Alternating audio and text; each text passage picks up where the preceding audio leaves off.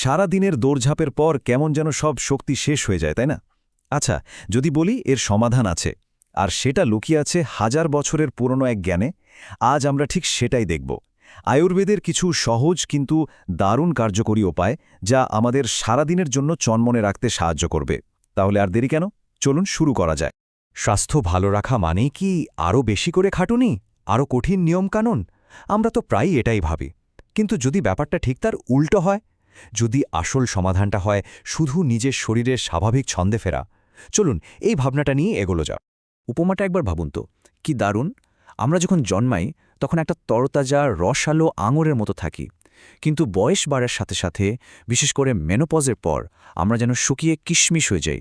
মানেটা কি? মানে হলো আমাদের শরীর তার ভেতরের প্রয়োজনীয় জলীয় অংশ বা আর্দ্রতা হারাতে থাকে। আর এই রস কমে যাওয়া মানেই তো প্রাণশক্তি কমে যাওয়া, তাই না? তো এই যে শরীর ভেতর থেকে শুকিয়ে যাচ্ছে, এর সমাধানটা কি? এর উত্তরটা কিন্তু লুকিয়ে আছে মাত্র দুটো শব্দে। এই দুটো শব্দই হল শরীরকে বোঝার একটা গোপন চাবির মতো। চলুন দেখা যাক সেই রহস্যটা কি। ব্যাপারটা অনেকটা পৃথিবীর আবহাওয়ার মতো। পৃথিবীতে জীবন টিকে আছে কারণ এর জলবায়ু প্রাণের জন্য একেবারে ঠিকঠাক।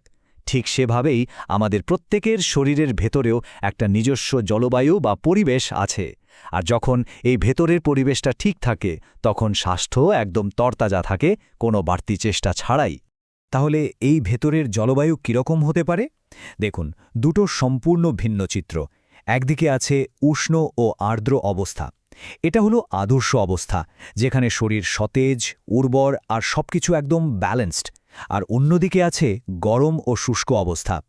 আমাদের আধুনিক জীবনের চাপে পড়ে বেশিরভাগ সময়ই আমরা এই দ্বিতীয় অবস্থাটায় থাকে। আর এর ফল কি? শরীরে জ্বালাপোড়া, দুশ্চিন্তা আর হরমোনের গণ্ডগোল। কেন এমন হয়? এর জন্য কিন্তু আমাদের প্রতিদিনের অনেক অভ্যাসই দায়ী। যেমন ধরুন, কাজের চাপ, অতিরিক্ত দৌড়ঝাঁপ, খুব বেশি ব্যায়াম করা, ঘন ঘন কফি বা অ্যালকোহল খাওয়া, আর অবশ্যই রাত জাগা। এই সব কিছুই কিন্তু আমাদের শরীরকে ভেতর থেকে একটু একটু করে শুষ্ক আর গরম করে তোলে। আচ্ছা, তাহলে উপায় কি?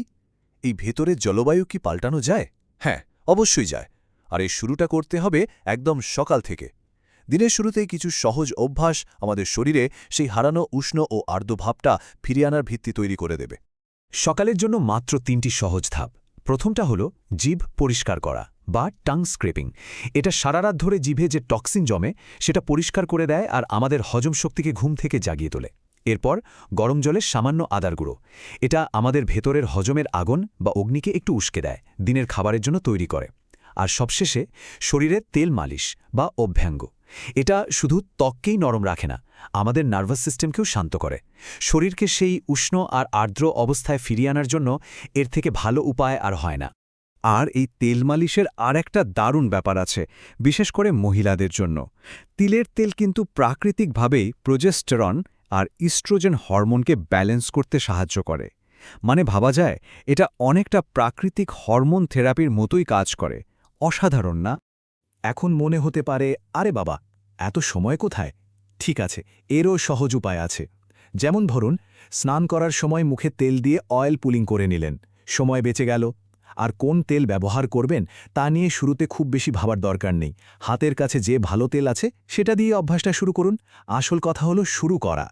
বেশ, সকালের রুটিনের কথা তো হলো। এবার আসি দিনের খুব গুরুত্বপূর্ণ একটা অংশে, খাওয়া দাওয়া। আয়ুর্বেদ কিন্তু বলে, কি খাচ্ছি সেটার থেকেও বেশি জরুরি হলো কখন খাচ্ছি আর কিভাবে খাচ্ছি। খাবারের সময়টা হওয়া উচিত প্রকৃতির ঘড়ির সাথে মিলিয়ে। মানে সূর্য ওঠার পর একটা হালকা গরম ব্রেকফাস্ট। দিনের সবচেয়ে ভারী আর ভালো খাবারটা খেতে হবে দুপুর 11টা থেকে 2টোর মধ্যে, কারণ ঠিক এই সময়েই আমাদের হজম শক্তি সবচেয়ে বেশি থাকে। আর রাতের খাবার, সেটা একদম হালকা আর সহজপাচ্য, আর খেয়ে নিতে হবে সন্ধ্যা 6:30টার মধ্যে, যাতে শরীর ঠিকমতো বিশ্রাম নিতে পারে। অনেকেরই খাওয়ার পর পেট ভার হয়ে যাওয়া বা গ্যাস হওয়ার সমস্যা থাকে, তাই না? এর জন্য একটা খুব সহজ কিন্তু জাদুকরী কৌশল আছে। নামটা হলো স্পুন ডাউন মেথড, মানে চামচ নামিয়ে রাখার পদ্ধতি। কিভাবে করতে হবে? একদম সোজা। এক লোকমা খাবার মুখে দিন, তারপরেই চামচটা প্লেটে নামিয়ে রাখুন, হাত দুটো রাখুন কোলে। এবার খাবারটা মন দিয়ে চিবিয়ে খান, এর স্বাদটা অনুভব করুন। পরের লোকমাটা তোলার আগে নাক দিয়ে ধীরে একটা শ্বাস ছাড়ুন। ব্যাস এইটুকুই। এই ছোট্ট কাজটাই শরীরকে শান্ত করে আর হজম প্রক্রিয়াকে অনেক সহজ করে দেয়। দিন শেষ হতে হতে কি এমন হয় যে শরীর আর মন দুটোই একদম ক্লান্ত, আর সে ক্লান্তির চোটে রাত্রে উল্টোপাল্টা কিছু খেয়ে ফেলার ইচ্ছে হয়? এর একটা বড় কারণ হল আমরা কাজের মোড থেকে বিশ্রামের মোডে ঠিকভাবে সুইচ করতে পারি না। দেখুন, আমাদের শরীরকে একটা সিগন্যাল দিতে হয় যে আচ্ছা, দিনের কাজ শেষ, এখন আরাম করার সময়। এই সিগন্যালটা দেওয়ার জন্য একটা ছোট্ট রুটিন খুব কাজে দেয়। এটা আমাদের সারা দিনের চাপ থেকে বের করে এনে শান্ত করে, আর তখন অহেতুক খাওয়ার ইচ্ছাও কমে যায়। এর জন্য খুব সহজ একটা উপায় আছে, মাত্র 2 মিনিটের একটা শ্বাস-প্রশ্বাসের ব্যায়াম। এটাকে অনুলোম বিলোমও বলে। প্রথমে ডান নাকটা আঙুল দিয়ে বন্ধ করে বাম নাক দিয়ে শ্বাস নিন আর ছাড়ুন। এরপর বাম নাক বন্ধ করে ডান নাক দিয়ে শ্বাস নিন আর ছাড়ুন। ব্যাস এভাবে 1-2 মিনিট চালিয়ে যান। এই সামান্য ব্যায়ামটা কি করে জানেন? এটা আমাদের নার্ভাস সিস্টেমকে একদম শান্ত করে দেয়, শরীরের ভেতরের ঘড়িটাকে ঠিকঠাক সেট করে, আর ভালো গভীর ঘুমের জন্য শরীরকে তৈরি করে তোলে। বলা যায় এটা আমাদের শরীরের গরম আর ঠান্ডা শক্তির মধ্যে একটা ব্যালেন্স নিয়ে আসে। এখন এতগুলো নতুন অভ্যাসের কথা শুনে হয়তো একটু চাপ মনে হতে পারে। ভাবছেন, এত কিছু কি রোজ করতে পারবো? চিন্তা নেই।